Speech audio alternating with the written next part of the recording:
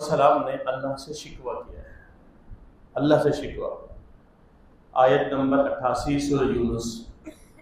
اس شکوہ آپ کی خدمت میں رکھنا ہے، اور اس شکوے میں جو دو چار باتیں ہیں جو سمجھ میں آئی ہے، علماء سے پڑھی ہیں، وہ آپ کی خدمت میں رکھنی ہے۔ جناب موسیٰ فرماتے ہیں اللہ سے، وقال موسیٰ ربنا انک آتیت فرعون وملأہ زینۃ واموالا فی الحیاۃ الدنیا۔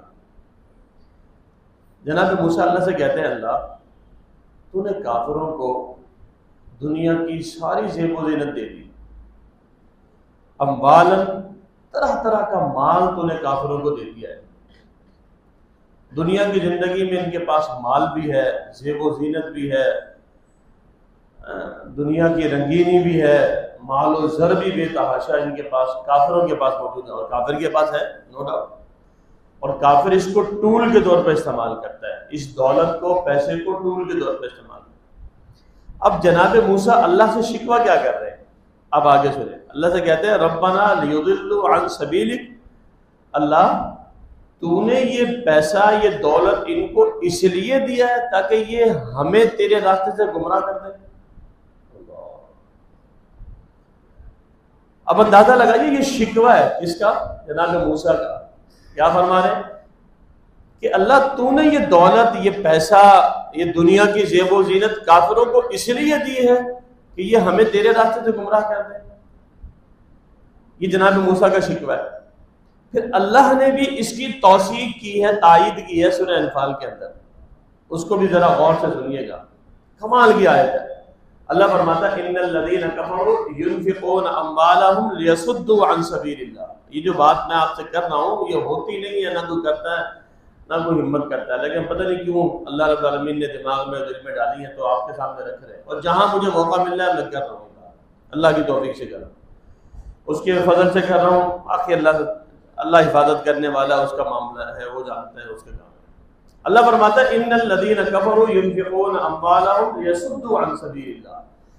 یہ کافر تمہارے اوپر جو پیسہ خرچ کرتے ہیں نا، یہ تمہاری پھوپھی اور ماما کے پتر نہیں ہے، یہ تمہارے کوئی سگے نہیں ہیں، تمہارا درد لے کے دل میں نہیں گھوم رہے ہوتے، یہ تمہیں راشن کے نام پہ تمہیں جو کھانا کھلا رہے ہوتے ہیں، تمہارے علاج کے نام پہ تمہارے لیے ہاسپٹل بنا رہے ہوتے ہیں، تعلیم کے نام پہ تمہارے علاقوں میں سکولز بنا رہے ہوتے ہیں، کالجز یونیورسٹیز کو فنڈنگ کر رہے ہوتے ہیں۔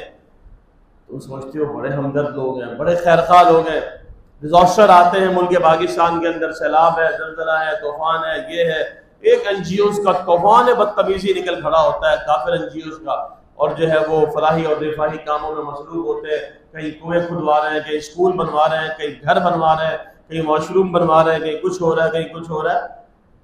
کیوں ہو رہا ہے؟ ہمدردی لے کے آتی ہے ان کو، وہ کروڑوں اربوں ڈالر تمہارے اوپر خرچ کرتے ہیں، کیوں؟ درد ہے، دل میں دکھن ہے، دل میں پیار ہے آپ کے لیے؟ اللہ کہتا ہے نہیں، ان کے پیسہ خرچ کرنے کا صرف ایک ٹارگٹ ہے، ایک مقصد ہے، وہ کیا ہے؟ یصدوا عن سبیل اللہ، اللہ کے راستے سے روکنا، بس اور کوئی کام نہیں۔ اس کے علاوہ کافر کا پیسہ کسی اور مقصد میں خرچ نہیں ہوتا۔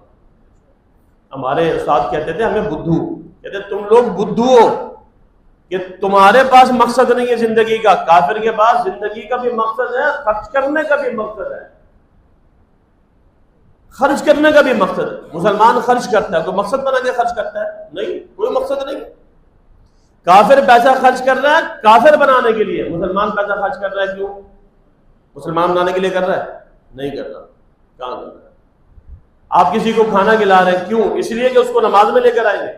آپ کسی کا علاج کرا رہے ہیں اس لیے کہ اس کو دیندار بنائیں گے۔ یہ ٹارگٹ نہیں سیٹ ہوتا ہمارا۔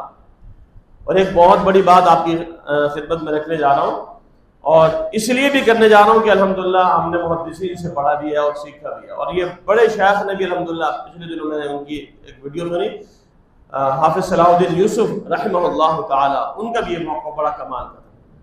وہ کہنے لگے یاد رکھیے گا آپ نے ہر خیر کے کام کو فی سبیل اللہ میں ڈال دیا ہے، زکوٰۃ کا ایک مسئلہ ہے نا، فی سبیل اللہ، اس میں ڈال دیا ہے کہ یہ فی سبیل اللہ میں خرچ کرے۔ آپ نے ہر فلاحی کام فی سبیل اللہ میں ڈال دیا ہے، اور کہتے ہیں فی سبیل اللہ کا مقصد سمجھ میں آیا کبھی اور کیا؟ فی سبیل اللہ کیا ہوتا ہے؟ ہر وہ کام جو اعلاء کلمت اللہ کے لیے ہو، ہر وہ کام جس سے اللہ کا دین بلند ہو وہ فی سبیل اللہ ہوتا ہے، اور جس کام کو آپ خیر سمجھتے ہیں اور اس سے آپ اعلیٰ کلمت اللہ نہیں کر رہے تو زکوٰۃ کا مطلب نہیں حاصل ہو رہا، زکوٰۃ کا مقصد نہیں حاصل ہو رہا۔ جو بھی خیر کا کام آپ کرنے جا رہے ہیں اس کا بنیادی فلسفہ اور مقصد زندگی ہونا چاہیے کہ اللہ میرے اس کام سے اللہ کا دین بلند ہونا چاہیے، اللہ تیرے دین کی بلندی ہونی چاہیے، تیرے دین کی سربلندی ہونی چاہیے۔ یہ بنیاد ہے، یہ مطلب ہے۔ شکوہ اللہ سے کیا جناب موسیٰ نے کیا کہا؟ ربنا لیضلوا عن سبیلک، تاکہ یہ ہمیں تیرے راستے سے گمراہ کر دے۔ کافر کی دولت دیکھ کے دل میں خواہش پیدا ہوتی ہے نا، اللہ ہمیں بھی دے، اللہ ہمیں بھی دے۔ ہمارا پڑھا لکھا بچہ، ڈگری ہولڈر بچہ کیا کرتا ہے؟ میں تو ابروڈ جاؤں گا، میں باہر جاؤں گا کیونکہ ڈالر ملیں گے، پیسہ ملے گا، زندگی سیٹ ہو جائے گی، ویسی دولت کماؤں گا۔ جناب موسیٰ نے کیا کہا؟ اللہ نہیں، کرنا کیا ہے؟ ربنا اطمس علی اموالہم، ان کی دولت کو دیکھ کے، ان کے پیسے کو دیکھ کے، ان کی فراوانی کو دیکھ کے دل میں تمنا یہ تو نہیں کرنی کہ اللہ ہمیں بھی دے دے، تمنا کیا کرنی ہے؟ ربنا اطمس علی اموالہم، اللہ ان کو جو دیا ہے نا سارا برباد کر دے۔ اللہ، جناب موسیٰ کی دعا، ربنا اطمس علی اموالہم، اے اللہ جو کافروں کو دیا سب برباد کر دے۔ کیوں؟ اس لیے کہ اس پیسے کو تیرے بندے کو گمراہ کرنے کے لیے استعمال کرتے ہیں، ان کا مقصد ہی تیرے بندوں کو گمراہ کرنا، ان کا مقصد ہی نہیں۔ واشدد علی قلوبہم، اللہ ان کے دلوں کو سخت کر دے، پکڑ لے ان کے دلوں کو، اللہ سختی کر ان کے دلوں کے اوپر۔ فلا یؤمنوا حتی یروا العذاب، اللہ یہ اس وقت تک ایمان نہیں لانے والے جب تک یہ تیرا دردناک عذاب نہ دیکھ لے، تیرا دردناک عذاب نہ دیکھ لے۔ یہ شکوہ ہے جناب موسیٰ۔ محترم بھائیو، دولت پیسہ بڑی محنت سے کماتا ہے مسلمان، جب مسلمان محنت سے کماتا ہے نا تو اس کو محنت سے خرچ بھی ایسی جگہوں میں کرے جہاں اعلاء کلمت اللہ، جہاں اللہ کے دین کی سربلندی ہو۔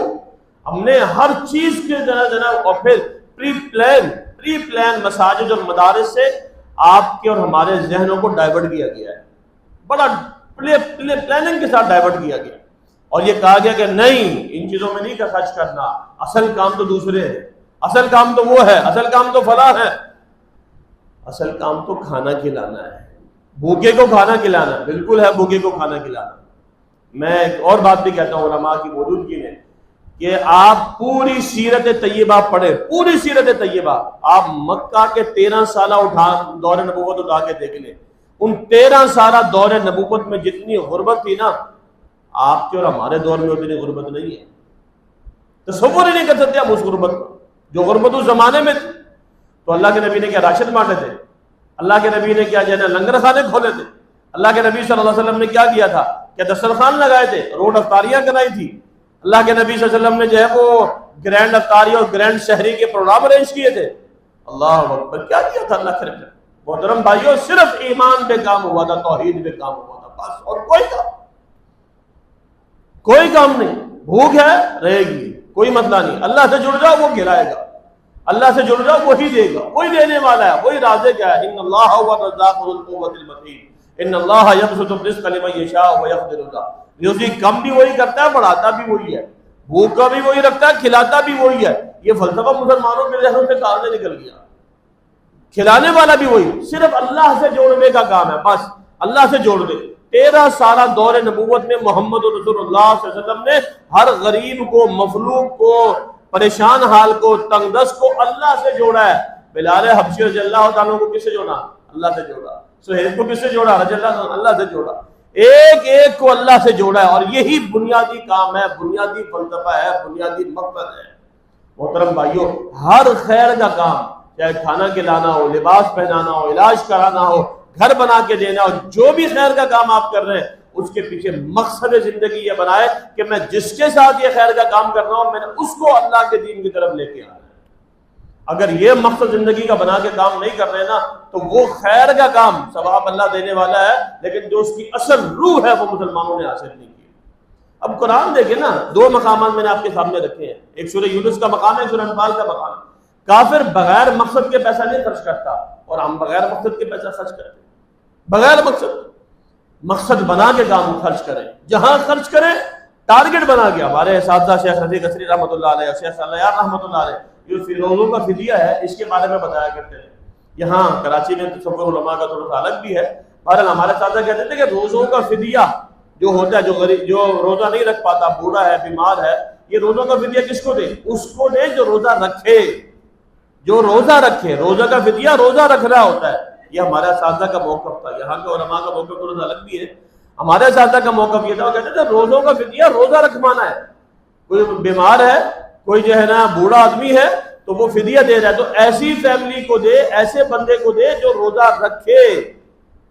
ثواب کیا ملے گا؟ دوہرا ہو جائے گا. ایک تو کھانا کھلانے کا ثواب اور دوسرا روزے رکھوانے کا ثواب. روزے کی تعلیم، روزے کی تربیت. آپ ایک فیملی سے سیٹ کر لیں، آپ کے گھر میں کوئی بزرگ ہے، کوئی بیمار ہے، آپ کہتے ہیں ان کا فدیہ دینا ہے. آپ ایک فیملی سیٹ کر لیں، میں اس فیملی کو دینا ہے، اور وہ غریب ہے، وہ کما نہیں سکتی. آپ ان سے کہیں تمہارا کچن میرے ذمے، تم نے صرف روزے رکھنے ہیں. اللہ، تم نے صرف روزے رکھنے ہیں، تمہارا کچن میرے ذمے ہے. اب محترم بھائیوں، کھانے کا ثواب تو ملے گا، روزہ رکھوانے کا ثواب ڈبل ہو جائے گا. کیا رسول اللہ صلی اللہ علیہ وسلم نے ہمیں دو اینگل نہیں دکھائے؟ دو اینگل نہیں دکھائے اللہ کے نبی، دکھایا ہمیں دو اینگل. ہم کیوں دیکھنے کو تیار نہیں ہیں؟ رسول اکرم صلی اللہ علیہ وسلم نے دو اینگل دکھائے. ایک خرچ کرنا ہے غیر رشتہ دار کو، ایک خرچ کرنا ہے رشتہ دار کو. کہ کون سا افضل ہے؟ رشتہ دار پہ خرچ کرنا افضل ہے. کیوں افضل ہے؟ خرچ کرنے کا ثواب بھی ملے گا اور صلہ رحمی کا ثواب بھی ملے گا. یہ دو اینگل کیوں نہیں دیکھتے ہیں ہم آپ چیز کے اندر؟ شریعت نے دکھایا ہے. اللہ اکبر. آپ مدارس پہ خرچ کر رہے ہیں، اللہ اکبر.